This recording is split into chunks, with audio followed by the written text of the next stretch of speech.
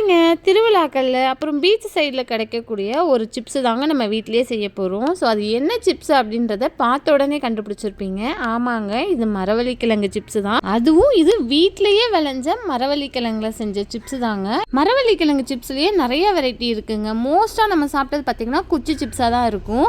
But beach side திருவிழாவில் மட்டும் கிடைக்கக்கூடிய இந்த மரவள்ளி சிப்ஸ் எப்படி செய்யணும் அப்படின்றத நான் சொல்கிறேன். நீங்கள் செஞ்சு பாருங்கள், டேஸ்ட் அல்டிமேட்டாக இருக்கும்.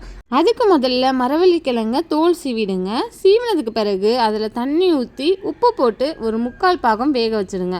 வேக வச்சு ஆறுனதுக்கு பிறகு நீங்கள் ஸ்லைஸாக கட் பண்ணி நல்லா ஒரு 2-3 நாள் காய விட்டுருங்க.